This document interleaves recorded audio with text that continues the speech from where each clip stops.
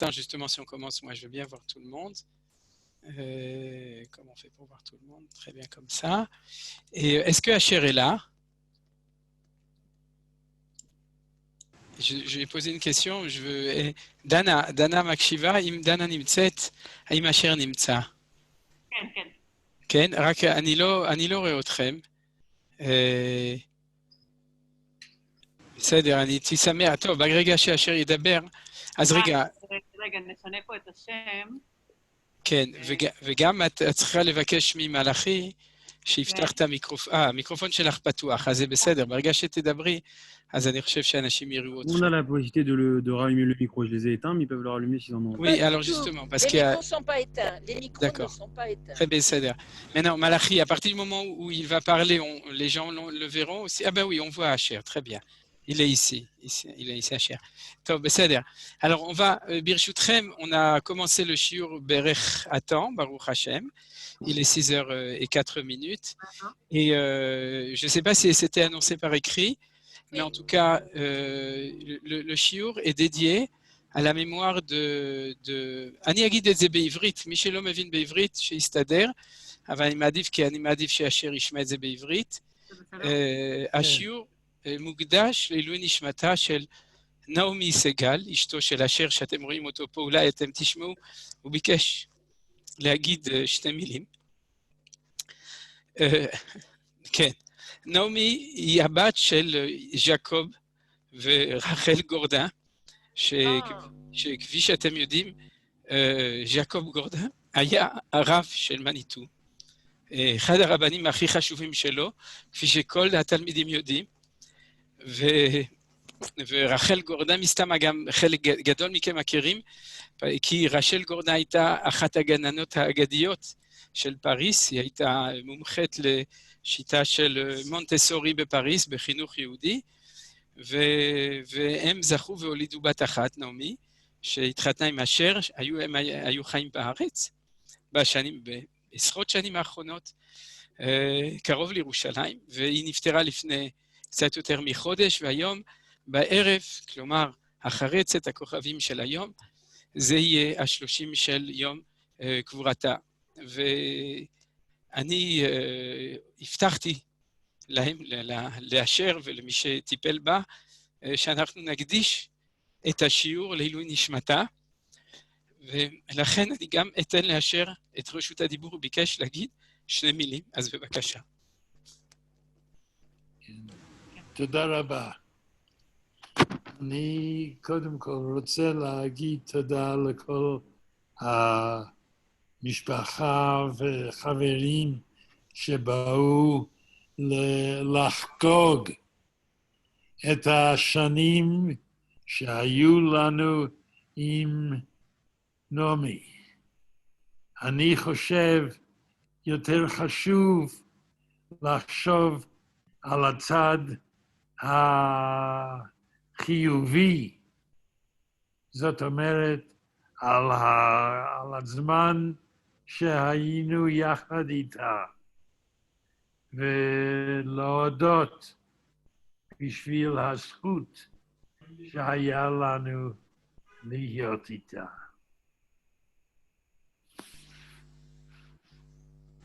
זהו אשר? כן.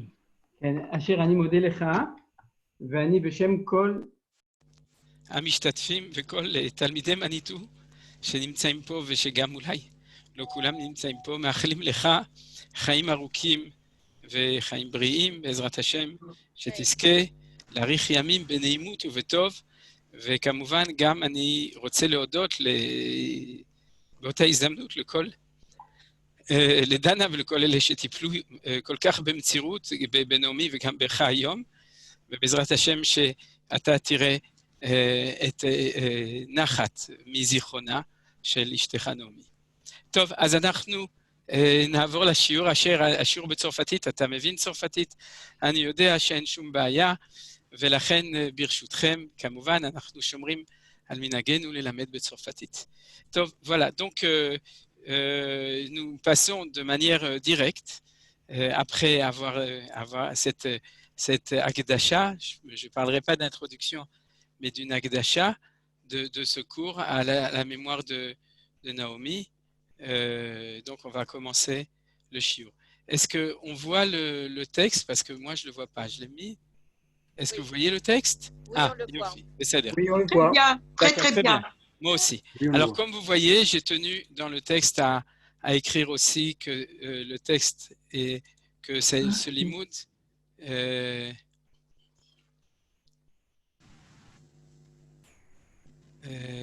Ken, Ishur, Beseder. Donc, j'ai tenu à inscrire en haut que c'est l'Elou Nishmata, Shenomi Bet Arav Yaakov Gordin, Rabo Shel Manitou, Veishto Rachel Gordin, Eshet Dr. Asher Segal, Shibadel Lechaim Arukim, Aerev Shloshim Likvurata, Te Nafshat Sura Bitzror Achaim, comme Shanachnu Amar. Voilà. Donc, le sujet n'a pas, je ne pense pas qu'il a un rapport direct.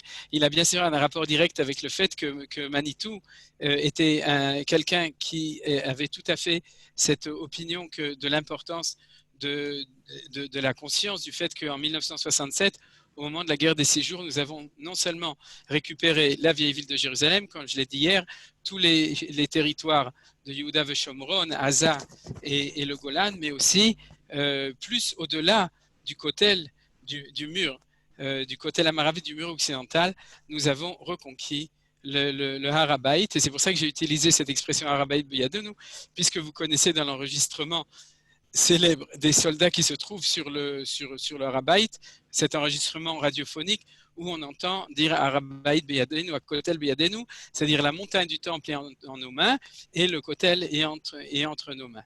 Je vous préviens tout de suite que le cours de ce soir, vous savez que quand on parle de n'importe quel sujet, on peut aller dans différentes directions. Je n'ai absolument aucune intention, moi personnellement, de rentrer dans les polémiques sur le fait est-ce que c'est permis de monter, est-ce que c'est pas permis de monter. Je fais partie, vous allez voir les photos que j'ai prises sur la baïd des gens qui pensent que c'est une mitzvah et que c'est important de notre temps de monter, et il y a des discussions avec des argumentations dans un sens et dans un autre, et c'est pas du tout de ça qu'on va parler ce soir. Si à la fin du cours, quelqu'un veut me poser des questions sur ce sujet-là, qui est le sujet, disons, de la polémique entre les rabbanim sur cette question-là, il y a aussi la polémique politique, mais ça, je rentrerai pas du tout non plus. Mais par contre, ce qu'on va faire, c'est le contraire, c'est qu'on va parler uniquement positif. Et dans le positif, ce que je veux dire, c'est qu'on va expliquer ce que signifie le fait aujourd'hui de monter sur le mont du Temple. C'est-à-dire, quelle est la différence, je pourrais dire, entre aller prier au Kotel ou bien monter sur le mont du Temple, ou je dirais dans l'autre sens, est-ce que même s'il n'y a pas le Temple et il n'y a pas le Ohel Moed, c'est-à-dire toutes les cours du Temple qui sont tout autour, est-ce qu'il y a une valeur du fait de monter sur le Har HaBayit, qu'est-ce qu'on peut y faire, qu'est-ce que ça représente au niveau de la tradition. Donc, je vais uniquement expliquer en quoi c'est quelque chose de bien et d'important. Chacun prendra ça avec ses convictions et ses rabbanim là où il a envie de le prendre. Mais en tout cas, mes paroles sont valables pour tout le monde et ils sont valables de tout temps. Donc, j'espère qu'elles vont amener chacun à avoir un éveil de volonté de se lier avec le Har HaBayit, le mont du Temple, et donc d'avoir la volonté d'avancer dans ce lien intérieur ou même actif avec le Har HaBayit. Voilà. Oui. Tu vois? Oui, un petit peu. C'est BCD, on peut continuer. S'il y a quelqu'un qui a ouvert son microphone et qui ne s'en rend pas compte, il faut qu'il le ferme. Je crois qu'il y a quelqu'un. Alors, Malachi, c'est toi qui fais du CEDER. Il faut que tu regardes qui est-ce qu'il a ouvert et tu lui fermes. Voilà. Alors, ce que je vous ai dit.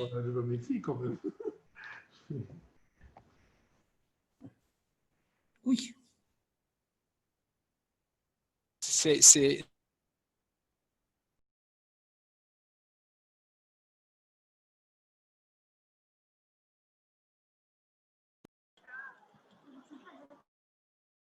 voilà. Ok, Besséder. Donc, ce qui est très important, Voilà, vous avez ça, invité, les gens peuvent se voir, chacun peut participer, poser des questions, mais vu que Bli Anara, on est beaucoup, les questions qui sont des questions de compréhension sur l'étude, vous devez les poser pendant le cours pour pouvoir être sûr que vous avez compris. En général, vos questions, c'est la question de l'assistance en général. Donc, vous permettez à d'autres gens de me répondre à cette question qui souvent est lié avec disons que le fait que je me suis mal exprimé ou j'ai sauté des étapes ou mal expliqué les choses, donc c'est très important. Par contre, si c'est des questions de fond, on a du temps à la fin de l'exposé On s'arrêtera vers 7h05, 7h10 et je vous donnerai le temps de poser des questions de fond. Des questions, il y en aura peut-être justement, vu que c'est un sujet d'actualité qui est un petit peu brûlant. Donc, si vous avez des questions de fond, vous êtes invité à les poser à la fin de l'exposé. Voilà. Alors donc, nous allons tout de suite commencer. Et dans le plan, comme je vous l'ai dit, la première chose, c'est que nous allons nous focaliser sur le mont du Temple en comprenant que le mont du Temple, c'est au-delà de Jérusalem, au-delà du côté la Maravi, et en deçà du temple lui-même avec les cours du temple. Alors, la première chose, c'est que nous allons justement voir que dans la Kedusha, il y a 10 niveaux de Kedusha, et nous allons étudier, donc c'est une Mishnah, vous avez la Mishnah devant vous, qui est marquée ici, je vais même encore l'agrandir pour les gens qui préfèrent que ce soit encore plus grand. Voilà. Mishnah, Masechet Kelim, Perek Aleph Mishnah Aleph. Donc Kelim, c'est une Masechet dans Ilchot Uma Vetahara. C'est une très belle Mishnah qui dit Eser Gdushot En, Eretz Israël Mekudeshet Mikol Haratzot. Il y a 10 niveaux de Gdusha, c'est pas étonnant, 10 paroles, 10 Mahamarot dans lesquels le monde a été créé, 10 Sphirot. Et donc la Kedusha, elle a 10 niveaux d'élévation. Le premier, c'est Eretz Israël, qui est Mekudeshet Mikol Haratzot, qui est plus sanctifié, plus sainte, plus sanctifié que tous les pays du monde. Et ensuite, j'ai sauté à la 8e Mishnah, puisqu'il y a des stans intermédiaires de Gdusha dans ces 10. On arrive Lifni Minachoma, Mekudash Mehem, Shochlim Sham Kodashim Mikalim ou Maaser Sheni. C'est-à-dire que cette Mishnah, la deuxième Mishnah, elle nous dit qu'un des niveaux de Gdusha, je ne me souviens pas par cœur lequel c'est celui de Yerushalayim. Yerushalayim, à l'intérieur de la muraille de Jérusalem sanctifiée, elle ne correspond pas géographiquement exactement à la Choma de Suleiman, le magnifique que nous avons aujourd'hui.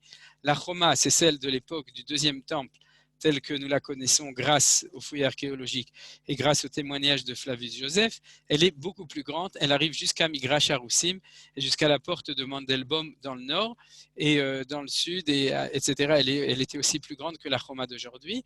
À l'intérieur de cette région, celle qui était sanctifiée en tant que Jérusalem sanctifiée, Mekudash, elle est plus sainte même que ce qui a précédé avant, c'est-à-dire les autres villes saintes d'Israël, Shochlim Sham Kodshim Kalim Maaser Sheni, parce que dans Jérusalem, nous pouvons consommer tous les sacrifices qui sont, on appelle les sacrifices Kalim, c'est-à-dire les plus légers, comme par exemple le sacrifice pascal, le Korban Pessah, Shlamim, Toda, etc. Je ne rentre pas dans les détails. Et Maaser Sheni, la deuxième dîme, celle qu'on amène à Jérusalem pour la manger en situation de sainteté et de pureté à l'intérieur de Jérusalem. Donc, même aujourd'hui, on peut manger tout ça. Si jamais on avait la possibilité d'amener tout ça, on pourrait le manger là-bas. Ensuite, on arrive chez nous. Donc ça, on est arrivé jusqu'à la porte de Harabaït, c'est-à-dire Shara Mugrabim, je ne sais pas comment elle s'appelle, la porte qui est à droite du côté, dans le kotel, qui est à droite de Ezrat Nashim, du côté où les femmes, elles prient. Vous savez, il y a une montée, c'est la seule pour l'instant où les Juifs peuvent monter. Mais bien entendu, on peut normalement, théoriquement, rentrer sur le Harabaït par toutes les autres portes qui sont ouvertes aujourd'hui. Ça ne nous est pas encore donné, mais ça va venir Bezrat Hashem. Donc, Harabaït, Mekudash Mimeno, le mont du Temple est plus saint que la ville de Jérusalem, et on arrivait justement donc à ce dont nous voulions parler. Harabaït est plus saint, et comment est-ce que ça s'exprime au niveau de la halacha? Chez En Zavim Zavot Nidot Violdot Nirnasim le Sham. C'est-à-dire parce que, alors on va voir que c'est une expression, une manière d'exprimer la sainteté.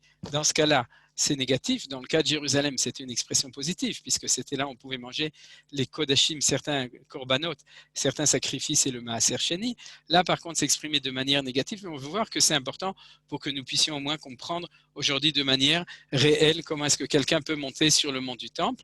Alors, il y a une interdiction pour les avim, zavot, nidot, violdot, c'est-à-dire une femme qui est nida, un homme ou une femme qui sont zav ou zava, ça s'appelle, c'est aussi une impureté qui vient d'un écoulement, et yoldot, et des femmes qui ont enfanté. Bien entendu, il y a des détails de tout ça, mais en tout cas, tous les gens qui ont une impureté qui fait partie de ce domaine général ne peuvent pas rentrer, sauf s'ils se sont purifiés. Et pour se purifier dans ce cas-là, il y a certaines conditions préalables. Et ensuite, il faut aller se tremper au mikvé, que ce soit pour les hommes ou que ce soit pour les femmes. Donc, pour pouvoir monter sur le mont du Temple, c'est ça qu'on verra quand on va l'expliquer au niveau des lois pratiques. Pour maintenant, je parle pour aujourd'hui, on ne peut pas monter sur le mont du Temple si on n'a pas arrivé au stade où on peut se purifier, c'est-à-dire aller au mikvé, et d'aller au mikvé. Quand je dis le mikvé, c'est aussi pour moi, c'est-à-dire c'est pour un homme qui veut monter sur le Harabaït, il n'a pas le droit de monter s'il n'est pas allé au mikvé pour se purifier. Voilà. Ensuite, on va passer au suivant, Achaïl, Mekudash Mimeno, donc la partie qui est encore plus sainte, c'est ce qu'on appelle le Chaïl. C'est une enceinte qui est autour du temple et des cours du temple. On va tout de suite voir un dessin. C'est-à-dire que c'est une limite, et c'est ce qu'on va maintenant comprendre, c'est que le Chaïl était une limite où des gens qui n'étaient pas juifs n'avaient pas le droit de monter. Ce qui veut dire très important, c'est qu'un non-juif peut monter sur le mont du temple. C'est-à-dire, il doit, je sais, la vérité, si vous me demandez comment est-ce qu'il doit se purifier, j'ai oublié de vérifier ce genre de choses. Mais en tout cas, dites-vous que le mont du Temple fait partie de l'esplanade du Temple, fait partie du domaine où, quand le Temple sera reconstruit, il y aura des saints. Comme aujourd'hui, on va au Kotel, on est impressionné par les centaines et les milliers de non-juifs qui viennent prier au Kotel. Eh bien, ce sera sur le mont du Temple que tous ces non-juifs qui voudront se lier avec le Dieu d'Israël pourront monter pour prier ou pour contempler le temple de Jérusalem.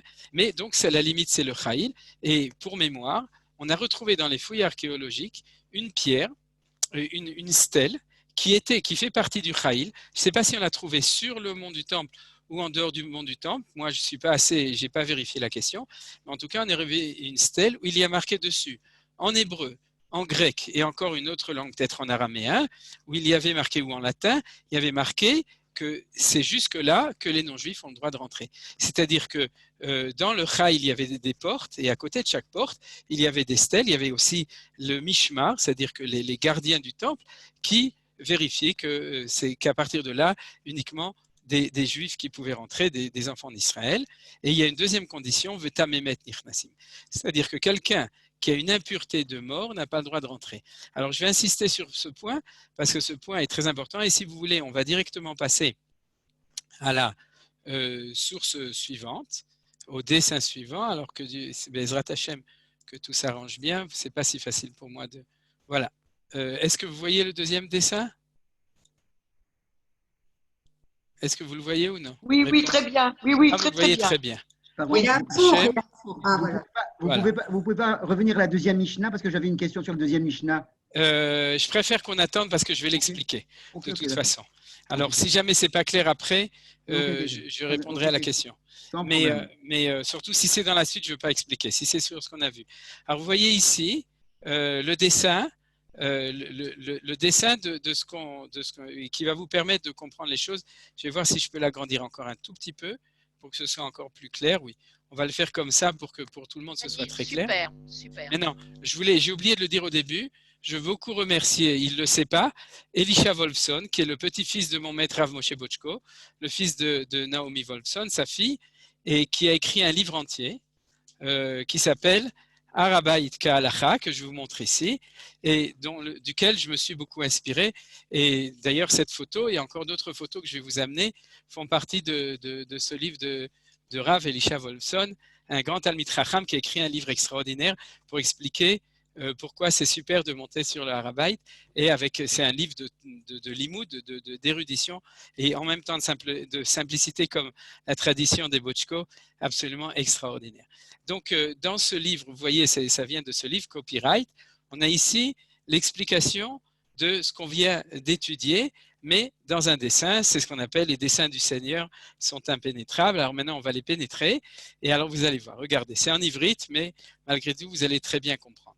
On a comme ça, on a le Kotel Maharavi, vous voyez, c'est ici, vous voyez ma petite main que je mets ici, vous avez le Kotel Maharavi. Quand j'ai démarré ma vidéo, moi j'ai activé. Pardon, je n'ai pas réussi à comprendre. Quelqu'un a fait une remarque ou a parlé sans faire exprès? Bon, alors on continue. Donc, ici, vous voyez, là où je mets la petite main, c'est le Kotel Maravi, c'est là où on prie. Et une fois qu'on a fini de prier, on monte ces escaliers-là et on va rentrer dedans. Je vais vous montrer le tour qu'on fait et je vais vous montrer après des photos aussi du Sivouv que j'ai pris lorsque je l'ai fait.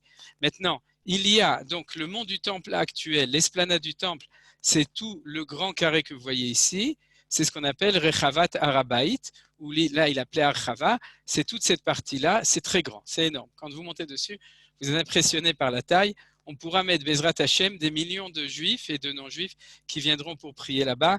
Il y a plus de place que sur le Kotel et la petite place qui est derrière. Alors donc, dans ce Harabait, tout ce qui est en blanc, c'est-à-dire en transparent, c'est, selon la plupart des opinions, maintenant, c'est là qu'on rentre dans les différentes discussions, mais on ne va pas dans les différentes polémiques, mais ce n'a pas pour l'instant d'importance. En tout cas, ça n'a pas d'importance pour ce cours. Comme c'est une archava, c'est-à-dire que c'était agrandi, normalement, ce n'est pas sanctifié. Ça veut dire quoi, c'est pas sanctifié?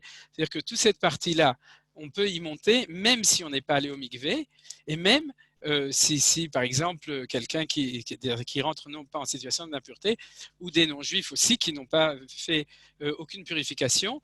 Alors, vous voyez qu'il y a au niveau du sud, il y a la mosquée ici d'El-Aqsa, qui est complètement en dehors de la partie qui est sanctifiée.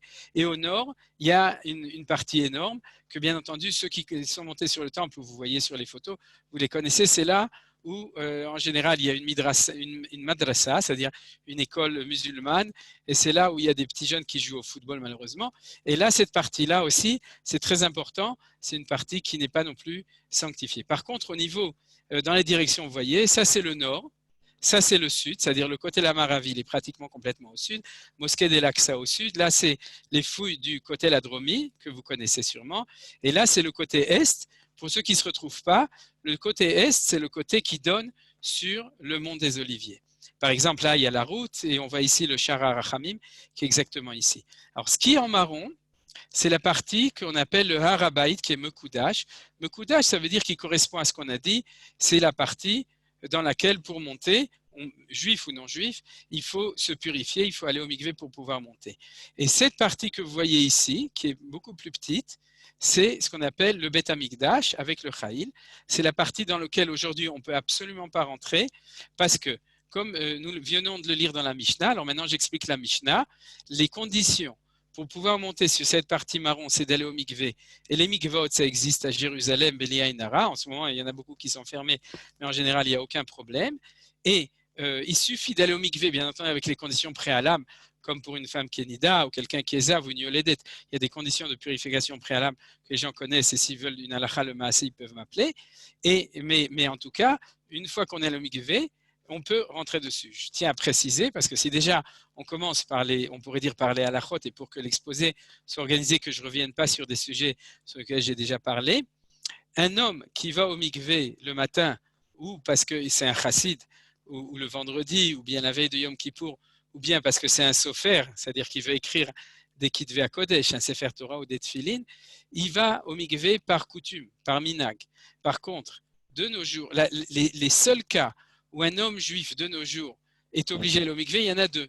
Le jour où quelqu'un se convertit, un guerre, et quand il se convertit, il fait une vraie tvila avec bracha.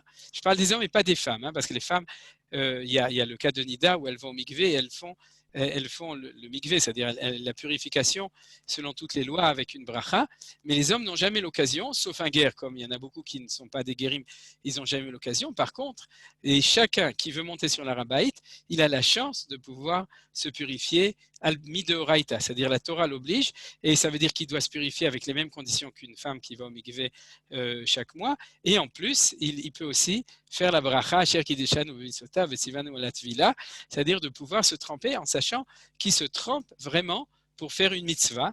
Alors, c'est le cas. Maintenant, toute la partie qui est en bleu et qui est en orange, c'est une partie où la condition, c'est tout d'abord purification par le mikvé, plus ne pas être en état de tumatmet, c'est-à-dire d'un contact avec un mort. Or, nous sommes tous en situation de tamémet, et la seule manière de se purifier, c'est avec les cendres de la vache rousse. Donc, comme nous n'avons pas aujourd'hui de l'eau, oui, non, c'est pas Médida, c'est Maïm Chaim, c'est l'eau avec laquelle on doit s'aspercer pour pouvoir être purifié avec les cendres de la vache rousse. Comme nous ne l'avons pas, alors Lustral. l'eau lustrale, Todaraba, donc toute la partie bleue et orange, il y a non seulement interdiction, mais gravité, comme vous le savez, tout le monde le sait, gravité du fait de l'interdiction de rentrer dans tout cet endroit. Vous voyez que dans la partie bleue, il y a en filigrane en dessous, il y a la mosquée d'Omar. C'est un espèce de truc avec, je suis en train de le montrer ici, c'est-à-dire que le sang du Kodesh HaKodashim, du Saint des Saints, c'est aussi le sang de la mosquée d'Omar qui se trouve ici. Donc, rentrez là-bas, je sais très bien si ça se trouve, presque 100% des gens qui sont là, en tant que touristes, pas 100%, mais au moins 50% de l'époque où ils ne savaient pas tellement, ils n'étudiaient pas encore chez Manitou, et même ils n'étudiaient pas du tout. Alors, quand ils ont fait du tourisme, ils sont montés. Mais aujourd'hui, vous le savez, vous êtes au courant, vous savez l'interdiction de ça, donc j'imagine que vous savez qu'on ne va pas s'approcher de là-bas. Maintenant, regardez le paradoxe, et le paradoxe extraordinaire au niveau de la halacha, le maasé, c'est-à-dire que dans cette région-là, bien que la purification de la vache rousse est beaucoup plus puissante, puisqu'elle purifie aussi de la mort, mais il y a quelque chose de très intéressant, c'est que dans le Harabaït, on a le droit, même si on est impur de la pureté de la mort, on peut rentrer dedans. C'est-à-dire, même si on pourrait dire, si je me suis trempé, ça ne sert à rien, parce que quand je ressors du mikvé, je suis encore tamémet, eh bien, non. C'est comme une femme qui est nida, qui, quand elle va au mikvé, elle sort, elle est purifiée, bien qu'elle est tamémet, parce que tout le monde est tamémet, tout le monde est impur de l'impureté de la mort. Exactement le même phénomène, c'est-à-dire qu'on est suffisamment pur pour pouvoir monter sur le mont du Temple. Alors ça, c'est un point qui est très important, qu'il faut savoir. Voilà. Alors là, s'il n'y a pas de questions supplémentaires, on a compris ce qui se passe, et à partir de là, je vais prendre la deuxième source, et après cela, bien entendu, si vous avez des questions, on pourra aussi revenir sur ces sources aussi là, qui sont là. Voilà. Non, c'est dans l'autre sens. Voilà. Là, la photo que nous avons ici, elle correspond exactement à la photo qu'on avait vue tout à l'heure, et elle nous explique quel tour du coup font les gens qui rentrent sur l'Arabait. Alors ça, c'est une photo aérienne qui montre les choses. Vous voyez, on monte par ici, par la porte qui est au sud du côté la Maravi. Vous avez ici le côté la Maravi. On passe au nord de la mosquée El-Aqsa, c'est la mosquée qui est au sud de la grande mosquée qui est au sud du mont du Temple. On se promène par ici, et là, on reste complètement, quand on arrive du côté est, on reste complètement juste sur le bord de la muraille qu'on voit par l'extérieur quand on voyage sur la route qui est là-bas. Pourquoi est-ce qu'on est obligé de rester? Parce qu'on ne veut absolument pas trop se rapprocher de Ezrat Nashim qui est ici. Donc on fait comme ça le tour. Et là on arrive à Sha'ar HaRachamim. Celle qu'on voit de l'extérieur, qui est de l'intérieur, est un bâtiment extraordinaire, extrêmement beau. Et Bezrat Hashem, bientôt il y aura une yeshiva là-bas. Ce n'est pas encore prévu par le gouvernement, mais ça va arriver. Ensuite on passe sur toute cette esplanade, comme vous avez vu, qui est extrêmement large, qui est au nord. Et on revient, on sort par une autre porte, qui est par ici, qui donne dans ce qu'on appelle le Rova Muslimi, le quartier musulman, et on revient au Kotel pour finir la tfila. Voilà, ça c'est le tour qu'on voit, et le dessin rouge que vous avez là, cette ligne rouge, c'est toute la partie où il y a marqué en grand En likanes le shetarze. C'est-à-dire que non seulement cette partie qui est en bleu et en orange est complètement interdite de nos jours, mais aussi ça a été agrandi parce que comme il y a des doutes et des discussions entre les différents Gdolé Israël de notre temps et aussi dans les générations précédentes, comme le Radbaz qui était il y a quelques centaines d'années et qui s'était occupé de cette question, qui était en Israël, etc. Donc, pour respecter toutes les opinions et ne pas rentrer dans des doutes sur l'endroit où se trouve le Beth Amikdash, ça c'est le Beth Amikdash et les cours du Beth Amikdash, à ce moment-là, pour cette raison-là, on prend ce qu'on appelle un Tfar Bitachon, c'est-à-dire on prend aussi des limites. Et vous voyez que la majorité de l'esplanade du temple, on peut se promener dedans sans aucun problème. Alors, maintenant, on va revenir à une source d'études. Si vous n'avez pas de questions là-dessus, dans les sources d'études, on revient à notre source qui est ici. J'ai une petite question, Rav. Oui, qui c'est qui a posé la question? C'est moi. Je parlais par rapport à ça. Où est-ce qu'on peut rentrer malgré tout Matmet et où est-ce qu'on ne peut pas rentrer malgré tout Matmet? Alors, je reprends. Merci que tu aies demandé. On recommence sur le… Parce que je vois le plan, comme vous avez dit, mais tort ça fait qu'on ne va pas s'approcher de l'endroit comme vous. Alors, voilà. Alors, je reprends. Tout ce qui est avec rouge, vous arrivez à voir tout ce qui est avec une ligne rouge tout autour, je suis en train de le faire avec avec ma flèche, vous voyez? Tout ça, on ne peut pas rentrer parce que justement, on est à Mémet. Tout ce qui est autour, c'est-à-dire toutes les esplanades autour, on peut rentrer, mais c'est la partie est, cette partie-là, il faut être allé au mikvé. Ici, on peut même, sans être allé au mikvé dans cette région-là, parce que c'est ce qu'on appelle la chava, mais comme c'est le genre de choses, on ne joue pas avec le feu, parce que rentrer sans être pur, si on se trompe et on rentre par erreur là où il faut, alors pour nous qui sommes des juifs croyants et qui savons respecter, il faut le faire, il faut aussi demander aux autres gens, parce que vous pouvez amener des amis qui n'ont pas forcément l'habitude de ça, mais vous ne pouvez pas les amener si vous ne les amenez pas tout d'abord au mikvé pour qu'ils se trempent. Il ne faut pas se tromper, il faut se tremper. C'est-à-dire, alors je reviens… Est-ce que ça veut dire du coup, Arav, que le jour où on pourra, donc les Ishtameh, je vais faire Paradouma, on pourrait donc rentrer dans la Hazara sans problème? Ah bien sûr, et tous les maçons qui vont reconstruire le Beth Amikdash, il faudra bien qu'ils se purifient. Mais c'est évident, bien entendu. Sauf qu'il y a l'endroit, tu as raison, tu demandes, il y a l'endroit du Mikdash lui-même. Vous voyez dans le dessin, dans la partie bleue, il y a un petit carré que je suis en train de dessiner qui est sur la mosquée d'Omar et un petit peu au sud. Là-dessus, on ne peut pas le rentrer parce que ça fait partie de là où uniquement les Kohanim rentrent et ensuite dans le Kodesh HaKodashim uniquement le Kohen Gadol à Yom Kippour. Donc ça, on ne pourra pas. Mais par contre, ceux qui vont le construire auront l'autorisation de rentrer et tout le monde pourra rentrer, par exemple, dans la partie orange, ce qu'on appelle Ezrat Nashim. On pourra rentrer à ce moment-là aussi ici et se promener. Je ne vais pas se promener parce qu'on ne se promène pas dans le Beth Amikdash. On pourra prier là-bas, Bezrat Hashem, et voir ce qu'on peut faire là-bas, comme nous parlions tout à l'heure.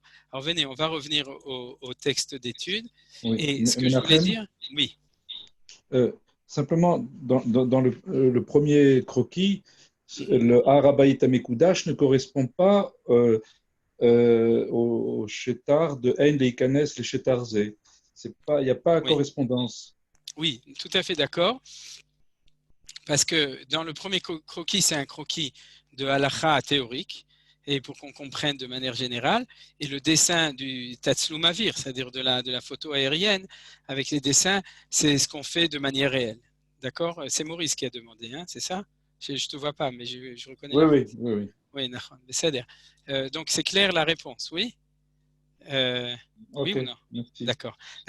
Maintenant, ce qu'on va voir, c'est ce Rambam. Oui, je repose ma question. Au sujet de la Mishnah, quand je lis la deuxième Mishnah, il finit Minachoma, Mehem chez Ochlim, je ne monte que pour manger, c'est marqué Mehem chez Ochlim, les Kadashim. Mais si je les mange pas, c'est marqué Mehem chez Ochlim, c'est pour manger. Oui, non. Ah, c'est Avram, hein, ça je reconnais ta voix aussi. Exact. Non. Sinon, reprends toute la Mishnah. C'est que la Mishnah, d'abord, oui, je t'explique. L'Ifni Minachoma, c'est de Jérusalem. Cette Mishnah, c'est une Mishnah en style télégraphique. C'est une Mishnah dans le Shas qui nous donne un flash sur chaque niveau de Gdusha. Alors, le langage des Mishnayot, c'est que c'est une halakha. On ne va pas te dire parce que c'est Jérusalem, c'est beau, c'est déconstruit par David. Non. Mais alors voilà, c'est tout. Mehem chez Ochlim. Oui, mais reprends. Pour manger. Non. Si je ne vais pas manger les Kadashim, comme je n'ai pas le droit de manger les Kadashim… Non, Avram, tu n'as pas compris. Je te reprends la Mishnah. C'est la limite de là où on a le droit de manger. Reprends toute la Mishnah, tu verras que c'est évident. C'est-à-dire, c'est pas… Maintenant, si tu étais dans des Mishnah de Kochim, là c'est Taharot, alors tu pourrais avoir une Mishnah, comme tu dis, c'est Ezeu Mekoman. Mais ce n'est pas du tout le sujet. Là, c'est uniquement fixer les limites, comme on dirait, cette région, c'est la région jaune, ça c'est la région bleue. Tu me diras, elle est bleue sur le dessin, mais elle n'est pas bleue comme ça. Voilà, c'est tout, c'est des signes presque mnémotechniques de halakha. Alors donc, le troisième texte très important, ce texte-là, c'est le Rambam Bet Aprira qui reprend une idée très importante qui est liée avec Parashat Hashavua. Et les années précédentes, j'ai donné au moins 2 fois des cours sur cette partie-là. C'est que, et c'est là qu'on va avancer pour la compréhension de la grandeur et de la valeur du monde du temple en soi-même. C'est-à-dire, même s'il n'y a pas le temple, même s'il n'y a pas de korbanot, même s'il n'y a pas de misbéach, même s'il n'y a pas tout le service du temple et des prêtres, qu'est-ce que ça vaut cette montagne du temple quand je monte dessus, de nouveau, là où c'est permis, puisque je suis allé au mikvé et que je me suis trempé et que j'ai envie de faire quelque chose là-bas, qu'est-ce qu'on fait? En tout cas, on ne fait pas du tourisme. C'est ça qui est important.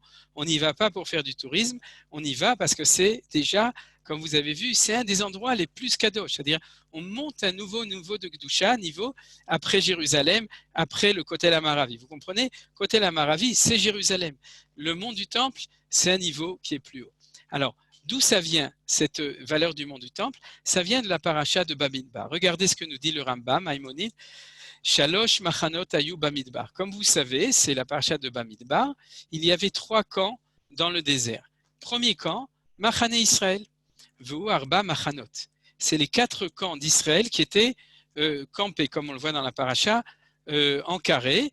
3 tribus au nord, 3 tribus au sud, 3 tribus à l'est, 3 tribus à l'ouest. On a même fait cette année un cours en expliquant le drapeau d'Israël par rapport à ça.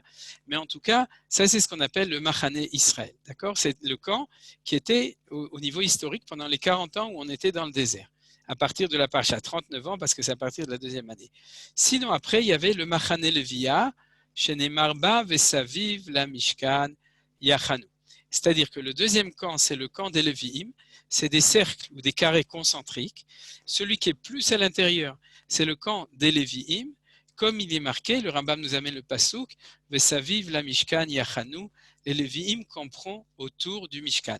Donc à l'époque de la sortie d'Égypte pendant 40 ans, on avait le Mishkan au milieu, autour le camp des Lévi'im et autour le camp d'Israël. Et le 3e camp donc, Umachane Shrina,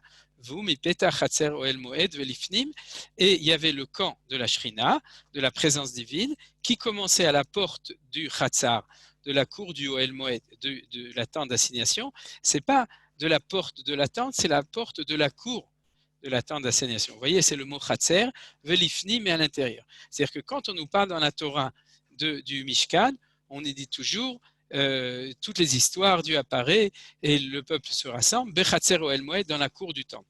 C'est-à-dire que la Torah ne nous raconte pas tellement les événements liés avec le Mishkan qui étaient en dehors de la cour du temple. Vous comprenez? C'est-à-dire que tout ce qui se passe, c'est dans la cour du temple quand il y a un rassemblement et à l'intérieur du Mishkan quand c'est le grand prêtre ou quand c'est Moshe Rabbeinu qui rentre ou quand c'est les Kohanim. Alors maintenant, ce qui est très important, c'est ce que nous dit le Rambam ou Kenegdan, le Dorot. Comment est-ce qu'on fait copy-paste à Tekadbek de cette situation des 3 camps concentriques quand on arrive à la situation éternelle à partir du moment où on rentre en Eretz Israël et on construit le Beth Amikdash. On pourrait très bien imaginer qu'une fois que l'histoire des 40 ans dans le désert s'était terminée, il n'y a plus tout ça. Mais pas du tout. Le Rambam nous dit Kenegdan le Dorot. Mi petach Yerushalayim ad Harabait que Machane Israël. Depuis l'entrée de Jérusalem, Shariafo, Sharchrem, etc., jusqu'au Harabait, c'est le Machane Israël. Et c'est très important. Ça, c'est le cours que je fais chaque année, c'est que récupérer la vieille ville de Jérusalem, c'est récupérer le camp d'Israël qui était dans le Beth Amikdash. Et c'est la raison pour laquelle il y a un statut tout à fait particulier de Jérusalem, qu'elle n'était pas divisée pour les tribus, parce qu'elle faisait, et c'est le cours que j'ai fait hier, Keir Shechubra La Yachdav, Jérusalem, c'est pas le pays d'Israël dans lequel chacun a son lopin de terre. Jérusalem, c'est la ville d'Israël en tant que peuple uni et en harmonie tous ensemble. C'est là où on ne vient pas avec sa carte d'identité. Moi, je fais partie de la tribu de Zabulon, ou bien la tribu de Dan, ou bien la tribu de Yehuda. Faites attention, il y a quelqu'un qui a ouvert son micro. Ou bien, moi, je suis Ashkenaz, moi, je suis Sfarad, moi, je suis Yéménite, pas du tout. À Jérusalem, tous les Juifs sont unis par la Sgoula de Jérusalem, puisque à cet endroit-là, c'est vrai que chacun vient avec sa tribu, mais c'est l'endroit où l'harmonie de toutes les tribus se trouve. Ça, c'est le sujet que j'avais fait les années d'avant. Alors maintenant, on avance. Chaque année, on avance d'un sujet. Mi petach harabait ad petach ha'azara, sheu shar Nikanor kemachane Levia. C'est-à-dire, depuis la porte du Harabait, c'est là où on a franchi dans le dessin quand on monte après à droite du kotel, quand on franchit la porte et qu'on rentre, à ce moment-là, on est dans Petach Harabait. De cet endroit-là jusqu'à l'entrée de Hazara, Hazara, c'est ce que vous avez vu, et Hazarot, c'est les cours du temple lui-même, Ezrat Nashim, Ezrat Israël, Ezrat Kohanim, et c'était le dessin bleu et orange qu'on a vu tout à l'heure, jusqu'à l'entrée d'une de ces portes, et la porte principale, là, je rentre pas, je vais vous expliquer ce que dit le Rambam. Cette porte, la plus importante, c'est la porte de Nicanor, Ke Machane Levia, tout ça, c'est ce qu'on appelle le Machane Levia. Donc, qu'est-ce qu'on a vu? C'est que le Machane Levia de notre temps, c'est l'esplanade du temple. Et une fois qu'on a passé cette porte, qui est la porte de Nicanor, c'était là où il y avait 15 escaliers, et on monte sur les Hazarot, c'est-à-dire les cours qui sont autour du bâtiment du Mikdash lui-même. À ce moment-là, c'est le Machane Shrina, où il faut la vache rousse, où il y a cet énorme niveau de Gdusha et de Shrina, de présence de Dieu. Alors, nous rajoute le Rambam, V'achayil ve'ezrat nashim ma'ala yetera bevet olamim. Le chayil ve'ezrat nashim, c'est ce qui était en orange. C'est-à-dire que ce qui est en bleu, ça correspond au Mishkan et à la cour, et ce qui est en orange, c'est un agrandissement des cours du Mishkan à l'époque du Beth Amikdash. S'il y a une question, si ce n'est pas clair, je vais ressortir le petit dessin qu'on a vu tout à l'heure, mais j'imagine que c'est clair. La raison pour laquelle Arav Elisha Wolfson, il a dessiné en bleu et en orange, c'est parce que le bleu que vous avez vu sur le dessin, c'est ce qui correspond au Beth Amikdash, au Mishkan et à la cour du Mishkan, là où il faut être complètement pur et là où la Shrina réside. Et la partie orange, qui est ce qu'on appelle Ezrat Nashim, c'est un rajout qui a été fait à l'époque du temple, je ne sais pas si c'est le premier temple ou le deuxième temple, c'est un agrandissement de la cour du temple du Mishkan, qui demande donc tout ce qui est une présence de l'Akdusha. Alors c'est pour ça qu'il y avait deux couleurs différentes. Qu'est-ce qu'on apprend de cela? Quelque chose de très important. C'est que si nous savons la valeur du Machane Levia, du camp des Lévim, nous comprenons la valeur de l'esplanade du temple. Nous comprenons combien l'esplanade du temple est un endroit important en lui-même. C'est ça que je veux dire. C'est important en lui-même, vous comprenez? C'est pas « il n'y a pas le temple, donc à quoi ça sert ?» ou « c'est du bisbouze » ou « c'est dommage » ou « c'est dommage de risquer de se mettre… »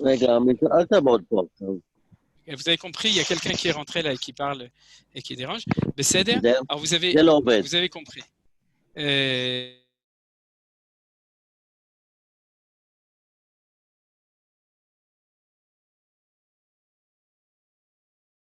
Rav, il faut réallumer votre micro.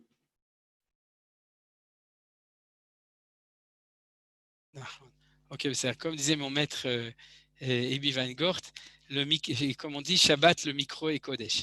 Alors voilà, Shabbat, micro et Kodesh. Donc on ouvre le micro pour parler du temple. J'espère que vous avez compris cette idée, c'est-à-dire, vu que ça nous éclaire quand on étudie la paracha, qu'il y a un machane qui est, on pourrait dire, dans les trois cercles, c'est le cercle du milieu, mais il a une valeur en lui-même, c'est celui, on pourrait dire, de la sainteté des Lévim, mais c'est une valeur d'un niveau de présence de Shrina.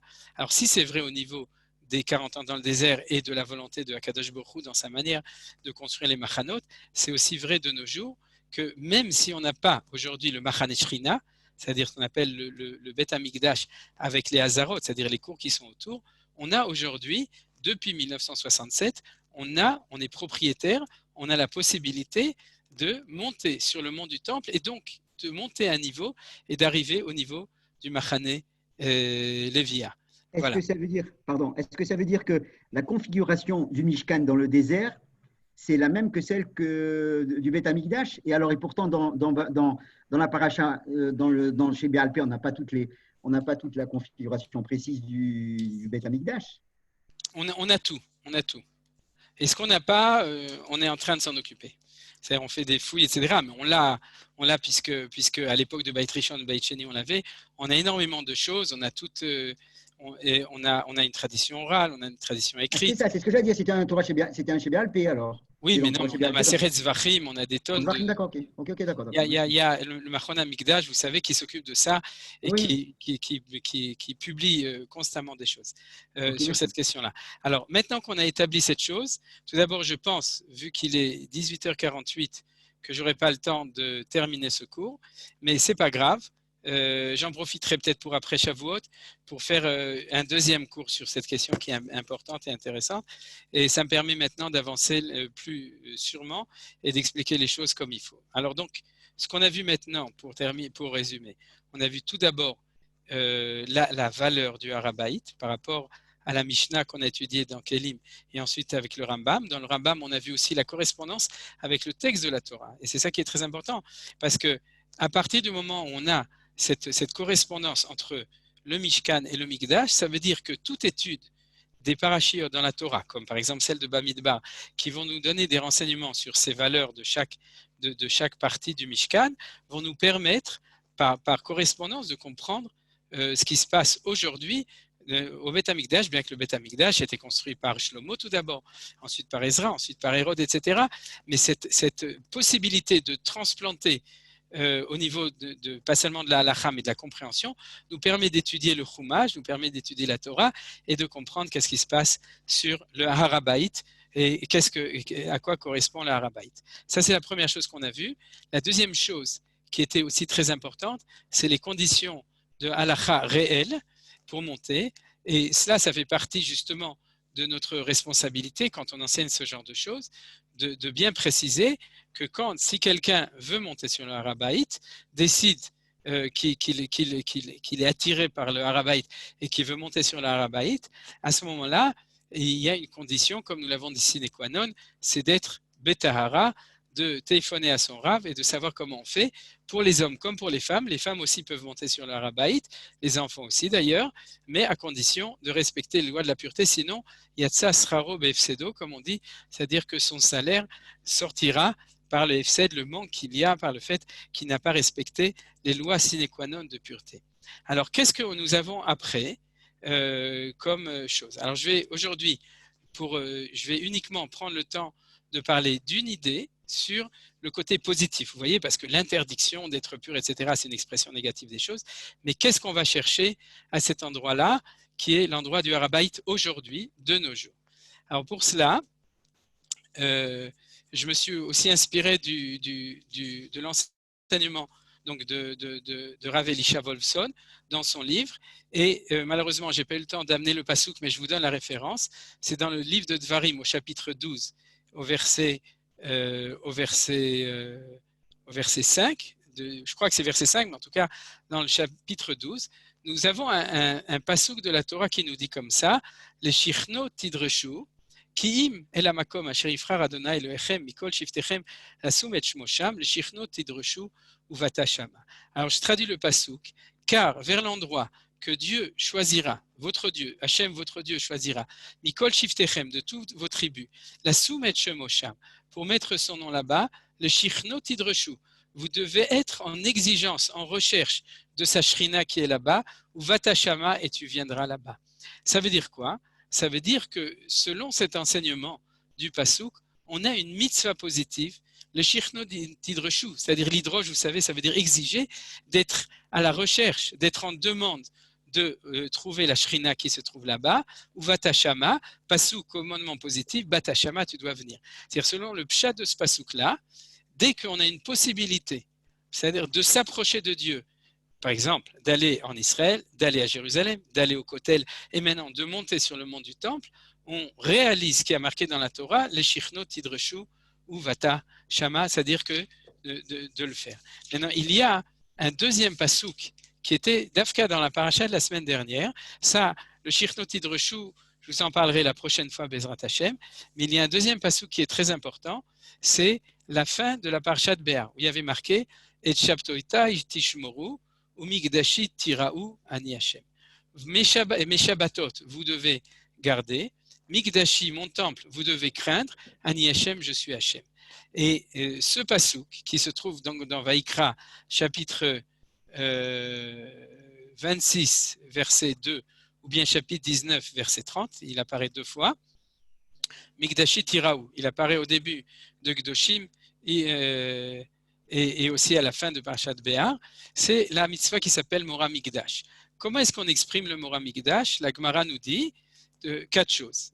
Elle dit, ou la Mishnah dans Maseret Brachot, c'est qu'on n'a pas le droit de monter sur le mont du Temple, et c'est toujours l'expression de Halacha qui permet d'exprimer la crainte du temple, c'est-à-dire le respect du temple. C'est toujours la même chose, la crainte ou le respect de l'endroit. On n'a pas le droit de monter sur le temple Beminalo. Minalo, ça veut dire avec ses chaussures.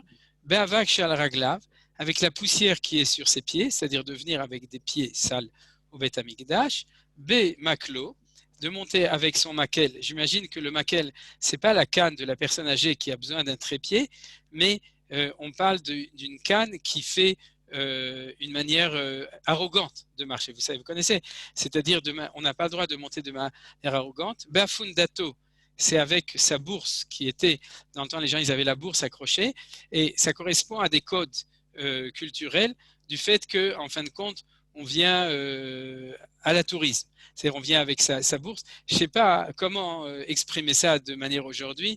Je dirais de manière peut-être pas habillée comme il faut, ou avec son petit sac et son appareil photo et son kova, comme si on était en train de faire du tourisme, de manière désinvolte, on pourrait dire. Et aussi, on n'a pas le droit de cracher sur le mont du Temple, et on n'a pas le droit de l'utiliser pour faire un raccourci. C'est-à-dire, vous voulez passer du nord au sud, ou par exemple de l'ouest au nord, ça c'est possible au niveau des portes, et c'est plus court de passer par le Beth Amikdash, ce qu'on appelle la Sot Kapandaria. Tout ça, c'est interdit quand on monte sur le mont du Temple. Alors ce qu'on va retenir aujourd'hui, parce que ça c'est le point que tout le monde connaît, c'est que lorsque nous montons sur le mont du Temple, on enlève ses chaussures, vous le savez, c'est-à-dire qu'on marche ou pieds nus, ou bien avec des chaussures qui sont permis, comme à Tisha B'Av. Mais bien entendu, le mieux c'est de marcher sans chaussures sur le mont du Temple, et vous comprenez tout de suite la valeur. Quelle est la valeur de ça? C'est un verset précis qui est marqué Sha'al ne'alecha me'al raglecha ki hamakom asher ata omed alav admat kodeshu. Ce que Akadosh Baruch Hu a dit Moshe Rabbeinu, et c'est ce que le Sarz Hashem a dit à Yoshua bin Nun lorsqu'il était à l'entrée d'Eretz Israël: ôte tes chaussures, car l'endroit où tu te trouves, c'est une terre sainte. Or, s'il y a un endroit, tout Eretz Israël, Jérusalem, mais où le socle est à de la Kedusha, c'est les pierres du Har HaBayit. C'est-à-dire que lorsque nous montons sur le Har HaBayit, nous avons le privilège et la chance de pouvoir marcher avec nos pieds directement sur la Kedusha de la terre, du mont, des pierres de Jérusalem. Et Bezrat Hashem, je vais dire 2 mots dessus. Alors, quels sont les 2 mots que je veux dire là-dessus? Et c'est là qu'on finira l'exposé au niveau de l'idée, et je vous montrerai quelques photos aussi tout de suite après du mont du Temple. Quelle est cette idée qui est très importante? C'est que Mikdashi Tiraou, le fait d'avoir la crainte du Mikdash, ce n'est pas quelque chose a priori qui est uniquement une expression négative des choses. Ce que je veux dire, c'est comme ça.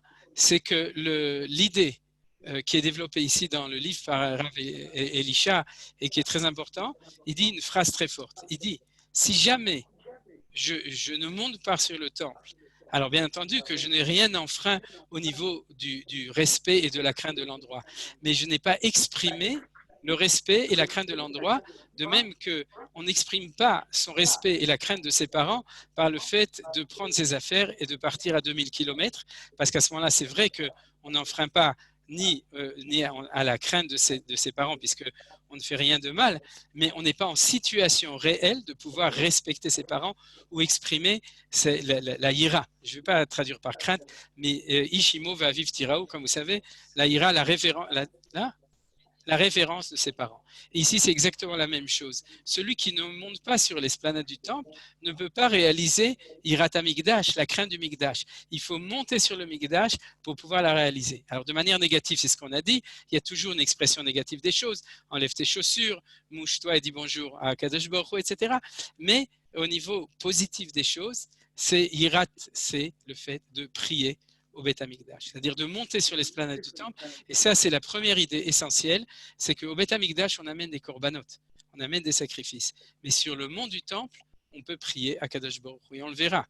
On le verra dans d'autres sources que je vous amènerai la prochaine fois. Si aujourd'hui, on peut monter sur le mont du temple, ça nous permet de prier à Kadosh Baruch Hu sur le mont du temple, sur l'endroit le plus mekudash. Et c'est ça le rôle essentiel du Machane Levia, c'est-à-dire de cette esplanade. C'est le premier endroit où on est devant Akadosh Baruch Hu Lifnei Hashem, et on verra les psukim de ça, de Lifnei Hashem à propos de ça, et où on peut prier Akadosh Baruch Hu au Beth Amikdash, c'est-à-dire sur le Harabaït. Et un des éléments, et c'est avec ça que je vais terminer pour ce soir de cela, c'est un passouk qu'on a aussi étudié dans la Parashat Hashavua la semaine dernière, juste avant ce passouk Et Shaptota et Tishmo Migdashi Tiraou. Je me souviens plus si c'est le passouk qui est juste avant ou juste après. Et je crois que le Rav Shuraki a donné un shiur sur ce passouk. Je crois que c'était hier ou avant-hier. C'est l'interdiction de Even Maskit. C'est-à-dire que la Torah nous dit, sur la terre d'Israël, tu n'as pas le droit de te prosterner quand tu pries sur des pierres. Et à plus forte raison, en dehors du pays d'Israël, c'est ce qu'on appelle Even Maskit. Even Maskit, lota subertsechem lishtachavot alea. Tu n'as pas le droit de te prosterner même si tu pries Dieu. Et c'est la raison pour laquelle nous, contrairement aux musulmans, pendant toute l'année, on ne se prosterne pas. Et la seule fois, c'est à Rosh Hashanah Yom Kippour, où on se prosterne. Et à ce moment-là, on fait attention à avoir un tapis ou quelque chose sous notre tête pour ne pas se prosterner directement sur un plancher de pierre. Pourquoi c'est interdit ? L'explication que je vous donne, qui est celle de nombreux commentateurs, parce que le seul endroit où on peut se prosterner sur une pierre, c'est là où la pierre contient la Kedusha de la présence de Dieu, et c'est sur le Harabaït, bien entendu, aussi à l'intérieur du Beth Amikdash et des cours du Beth Amikdash.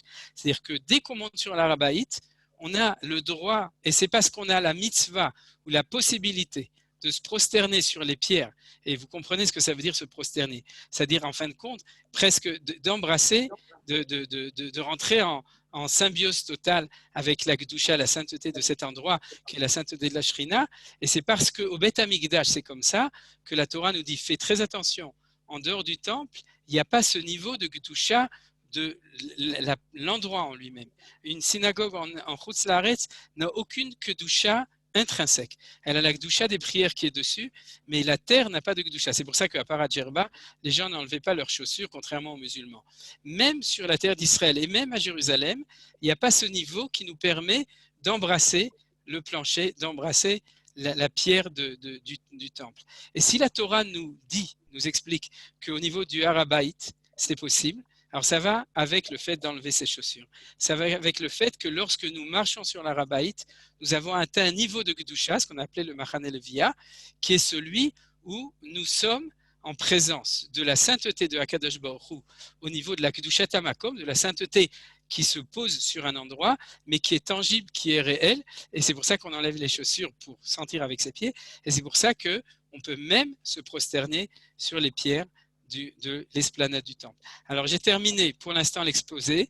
Je vais vous montrer quelques photos de la montée sur le temple et après ça, j'espère que je vais les trouver sans problème. Où est-ce qu'ils ont disparu?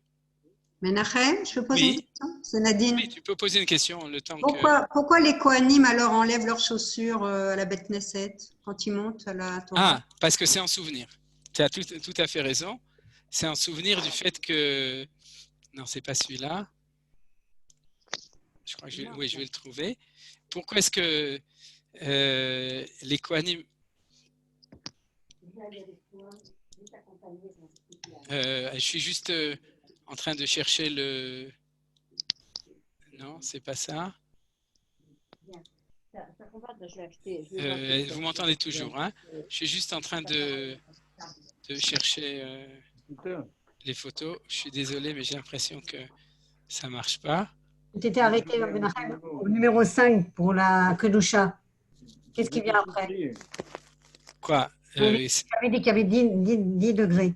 Oui, mais en fait, je ne me suis pas arrêté au niveau 5, c'est-à-dire que j'ai commencé par celui d'Eretz Israël, ensuite j'en ai sauté plein, et je suis arrivé à celui de Jérusalem, du Harabaït, et ensuite celle qui est un petit peu au-delà du Harabaït. Alors, vraiment, désolé, mais je pensais que je pourrais retrouver au niveau du share. C'est-à-dire que les Kohanim... Alors, vous n'avez qu'à poser des questions, et si je réussis à mettre les photos... au Beth Amikdash? De nouveau? Je répète, les Kohanim, ils étaient pieds nus quand ils faisaient leur service. Ah, tout le temps, oui. C'est très bien que vous demandez. Les Kohanim, même sous la neige, ils étaient... Non, je suis à pied, c'est rien. Oui. Est-ce que vous voyez la photo que j'ai mise maintenant? C'est un texte. Non. Non, vous ne la voyez Moi, pas. j'écoute ici dans le cours, il n'y a aucun problème. Ça va. Oui, mais je vais prendre mon sac. La question, c'est pourquoi Je tu ferme. Ah voilà, ça y est, on voit la photo. Vous voyez la photo? Une photo. Une photo, là. Très bien. Alors, si vous voulez, on va tout d'abord voir les photos. Je vais vous décrire un petit peu ce qu'on voit. Et après ça, on laissera la place aux questions. C'est-à-dire, donc, la photo que vous voyez ici, c'est toutes des photos du Har HaBayit, telles qu'on le voit lorsqu'on monte. Alors, vous êtes sûrement impressionné du fait combien on est tellement près du Beth Amikdash, puisque le centre de la mosquée d'Omar, c'est le Kodesh HaKodashim. Moi-même, j'étais presque choqué de ça, de me dire combien on est déjà tellement près de cela. Maintenant, il y a deux remarques extrêmement importantes. D'abord, vous voyez qu'il y a ici 2 juifs qui se sont approchés encore plus. Même, il y en a plein d'autres qui sont là-bas. Ça, c'est le côté qui est le côté ouest. C'est-à-dire que derrière vous, vous avez le kotel. Si on va en arrière, vous voyez, avec la truc, on arrive au kotel lui-même. On se trouve là-bas et c'est l'endroit qui est le plus proche du Kodesh HaKodashim. Maintenant, ce que vous voyez là, derrière ce fronton avec ce portique avec les 4 portiques, la mosquée d'Omar, juste ici, c'est l'endroit qui est le plus proche du Kodesh HaKodashim, du Saint des Saints. Donc, quand on est là, on est vraiment à l'endroit le plus près du Kodesh HaKodashim. Donc, c'est quelque chose qui est extrêmement impressionnant. Vous voyez les dalles ici. Hein, vous remarquez les dalles par terre.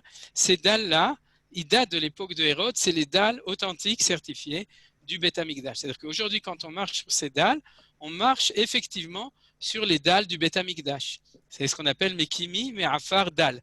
Hein, c'est-à-dire que on est sur les dalles de là. Maintenant, le point important qu'on va retrouver tout le temps, c'est qu'on ne l'a pas vu sur la photo du haut, c'est qu'il y a une topographie qui nous aide à reconnaître là où c'est interdit. Parce que l'esplanade du temple, et au niveau topographique, est plus bas que le temple lui-même et que les cours qui étaient autour. Et cette topographie, on ne peut pas la changer, elle existe toujours.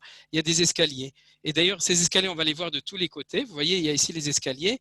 Et les Arabes ont fait ces portons, cette porte de tous les côtés, des 4 côtés, sud, est, ouest, ouest, partout, qui sans doute correspondent à la muraille du temple Mekoudash. Maintenant, comme ça fait partie de questions de Halakha, vous voyez, c'est cette jolie porte avec 4 portes.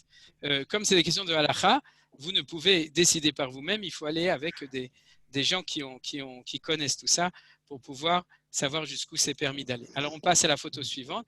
Et ça, c'est aussi avec un groupe qui est monté. La preuve que les femmes peuvent monter, vous voyez, c'est qu'il y a ici une femme, même enceinte, et avec ses enfants qui sont montés sur le temple. Alors là, apparemment, puisqu'il y a une petite mosquée, et c'est le kotel, on se trouve ici du côté nord. C'est-à-dire, je ne pense pas que je me trompe, c'est-à-dire qu'ici, on s'approche. Et de nouveau, il y a ici les escaliers et l'esplanade du temple lui-même qui se trouve de nouveau à la verticale, le Kodesh HaKodashim, du centre de la mosquée d'Omar. Et ici, le groupe se trouve du côté nord. On continue. Ça, c'est exactement au même endroit. Et vous voyez de nouveau cette femme, ce mari qui ont monté avec ses enfants. Ça prouve que si vous savez vous purifier, vous pouvez prendre. Et si les enfants savent aussi et qu'ils nous respectent et sont conscients de là où on peut les prendre aussi avec.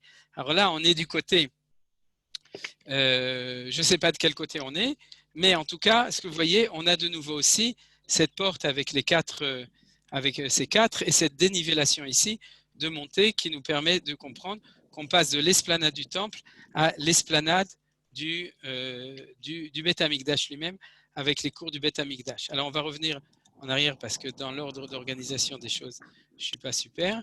Voilà. Là, on se trouve de quel côté? Je ne sais pas non plus. Ah, ça, c'est du côté est. C'est-à-dire que cette photo… Ouais, le côté est, c'est juste quand on rentre. C'est-à-dire on rentre ici par la gauche, une fois qu'on monte du côté la Maharavi, et on arrive ici sur cette esplanade. Je ne suis pas sûr, je ne vous garantis pas, mais vous voyez qu'il y a ici…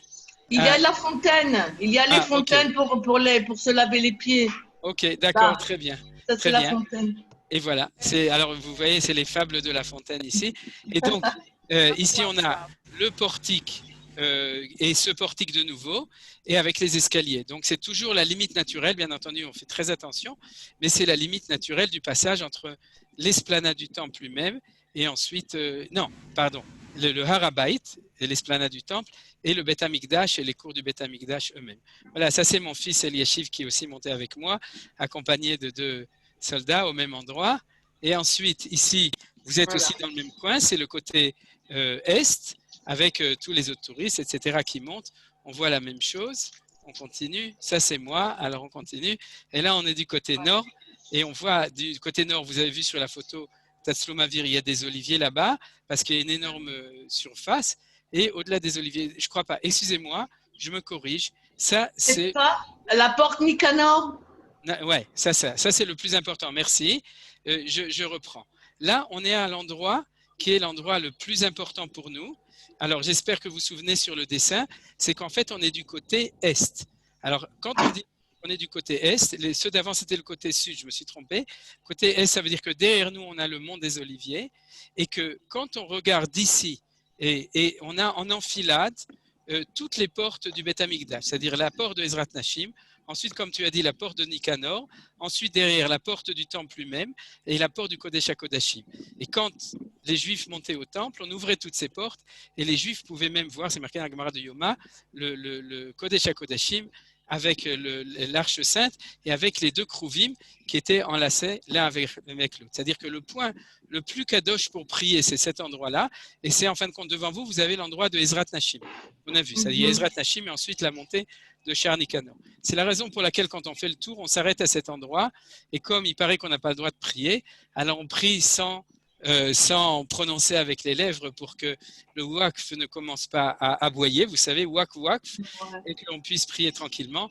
Mais la vérité, c'est qu'on peut prier Baruch Hashem depuis plusieurs temps. Il faut juste ne pas faire des choses ostensibles. Et ceux qui veulent savoir comment on prie, je vous donnerai des cours. Oui. Et que vous avez, et c'est à cet endroit-là justement qu'on s'arrête.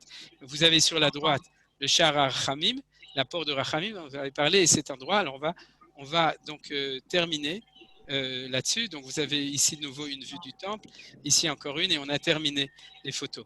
Alors, je vais juste vous raconter une petite anecdote Nechmada à propos de cet endroit-là.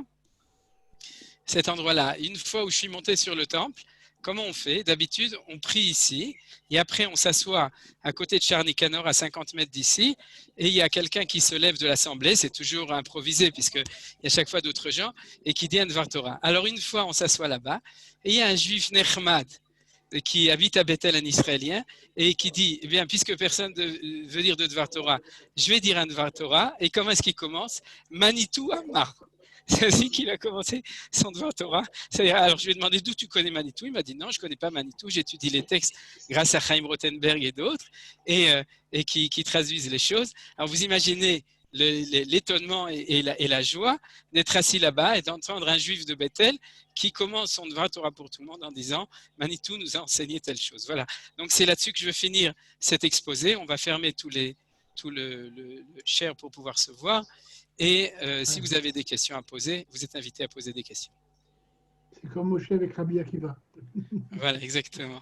Alors, on continuera. Il y aura un autre cours après Shavuot Bezrat Hashem, mais vous êtes invité à poser des questions. On a quelques minutes, je m'imagine pas beaucoup, mais on a quelques C'est ouvert. Est-ce que c'est ouvert en ce moment?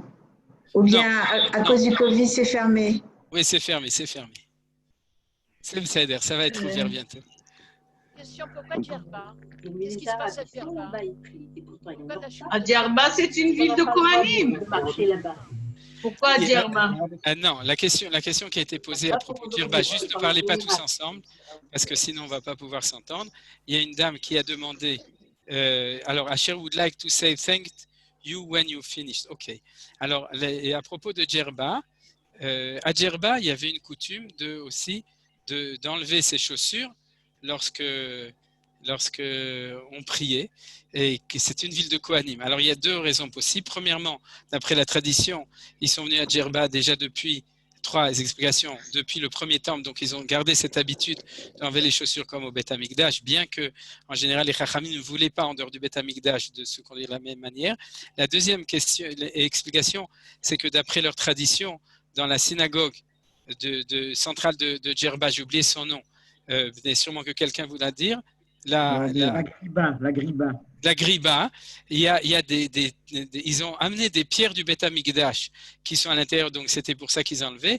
Et la troisième réponse, quelqu'un a dit, c'est que comme ils étaient Kohanim, Donc, ils ont pris l'habitude d'enlever les chaussures non seulement au moment de Birkat Kohanim, de manière générale. S'il y a une autre explication, vous me la donnerez. Je ne connais pas d'autre explication. Autre question? Je peux poser une question? Bien sûr. Les Olim Khadashim qui arrivent en Israël et qui se baissent et qui embrassent la terre. Alors, ce n'est pas une bonne habitude, ce n'est pas une bonne chose à faire. C'est une excellente habitude. Ah, Parce même que c'est si marqué c'est dans la pas, Gemara. si c'est une Voilà. gdoucha qui n'est pas. Voilà. Nachon. Vous savez, le chat, il faut tenir le chat jusqu'au bout de la queue, ce qu'on appelle la queue du chat. D'accord? Donc, et ce chat, c'est le Shabbat Shalom. Il y a deux chats. Et ce que je veux dire, c'est comme ça, c'est que la Gdusha, on a vu qu'il y a 10 niveaux. La terre d'Israël comme la terre du Harabaït, ce serait dangereux. Mais par contre, de donner ce niveau de Gdusha, elle est exprimée par ça. Et où est-ce que c'est exprimé clairement? C'est une Gemara dans Maseret Ketuvot qui dit Kiratsu banea et avanea veta afara yechonenu, que quand est-ce que Hachem amènera la Géoula?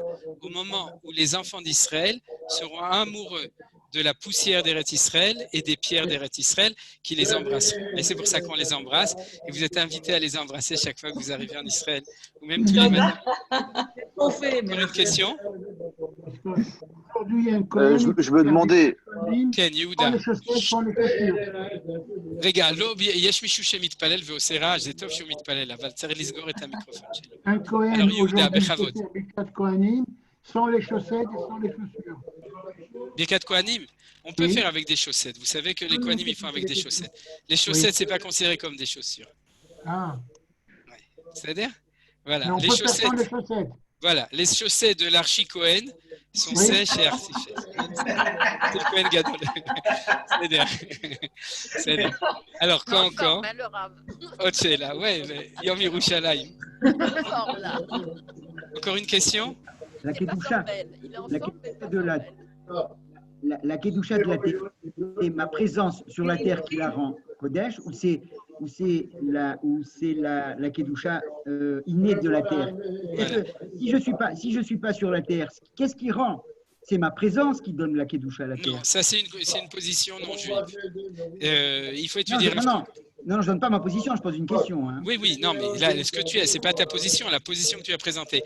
Il faut dire juste, il y a une personne qui est en train de prier Mincha, c'est super, mais on l'entend en fond et il faut lui demander de fermer son micro. Vous voulez tous faire Mincha ensemble qu'on fasse. Arrêtez tous les micros. Oui.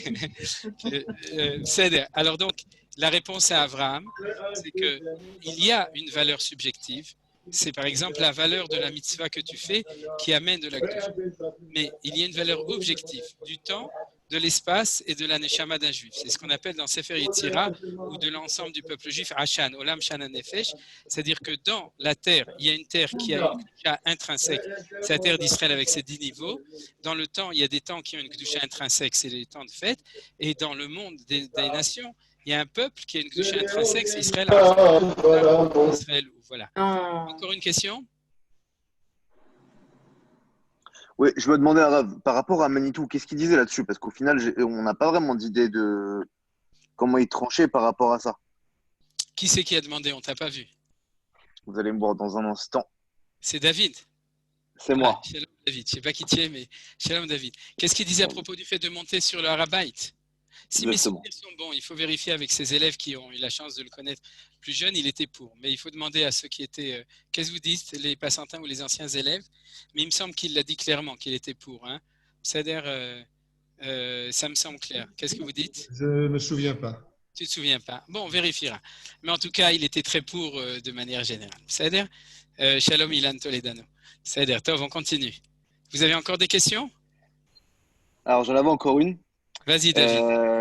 Le fait qu'on voit donc aujourd'hui donc sur le Harabaït, cet endroit qui est un peu supérieur au Harabaït derrière la première photo que vous avez envoyée, qui correspondrait au Kodesh Kodashim, ce serait en fait la Kippat Hasela, la Keven Hashkia qui est en dessous. Donc ça, ce serait l'endroit donc justement où le Kohen rentrait donc une fois par an. Mais sinon, ouais. C'est l'endroit où le Kohen Gadol rentrait, oui, absolument. Donc ça, dans cet endroit-là, même avec la vache rousse, ça ne nous aiderait pas pour rentrer, puisque quand il arrive, on n'est pas le Kohen Gadol. Par contre, là où on pourrait, ce serait donc sur cette petite esplanade qui est donc supérieure, qui est donc là où il y a Kippat Hasela, où le Misbéach était juste à côté. C'est sur cet endroit-là que vous parlez. Là où on peut rentrer, c'est à l'est de Kippat Hasela. si tu prends du côté est jusqu'à la muraille, c'est Ezrat Israël et Ezrat Nashim. C'est-à-dire, si on prend le dessin, je ne vais pas le remettre, c'est la partie inférieure du dessin bleu et la partie orange. D'accord? D'accord, mais ça c'est pour vache rousse ou même quand il n'y a pas de vache rousse? Non, avec que vache rousse. Que vache rousse. C'est pour ça que c'était en roue en bas. C'est à cause de la vache rousse. D'accord? Et les bleus, ils ne savent pas, ils rentrent dedans, ils sont à voir. D'accord, alors on continue. Karen, vous avez une question, c'est ça? Non, quelqu'un d'autre avait une question? Non, je croyais, vous avez levé le doigt.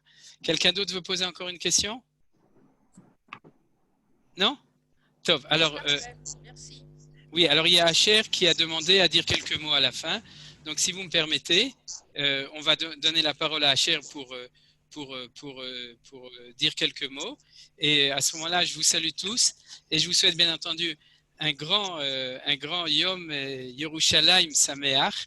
Vous savez que le matin, on doit dire le Hallel avec Bracha. Le soir, on n'a pas encore institué le Hallel avec Bracha. Mais par contre, il y a tous les Mizmorim qui sont avant Baruch Hu. Il faut chanter, il faut danser, il faut être heureux.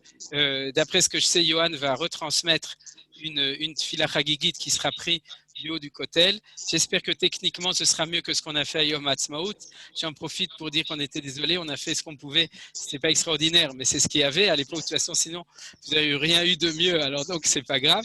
Mais on fera mieux la prochaine fois et puis on le fera ensemble, Bezrat Hashem, l'année prochaine, sur le Harabaït lui-même. Alors, Bechavod Asher, je te donne la parole. Merci beaucoup. Je voudrais seulement remercier tous nos amis, tous les prophètes et tout le monde qui peut venir pour prier, pour les prières de Har HaBayit. Merci beaucoup. Merci, merci. תודה רבה אשר, ושיהיה לך רק נחת וגם תודה לדנה שעומדת לידו ומטפלת בו במסירות, ואנחנו נתראה בעזרת השם בשבוע הבא לקראת שבועות. שלום וכל טוב. תודה רבה מנחם. שלום, תודה רבה. להתראות לכולם, בכל ישראל. תודה רבה. Et en dehors d'Eretz Israël, n'est-ce pas, Michel, non, les vols, etc. להתראות. שלום, כל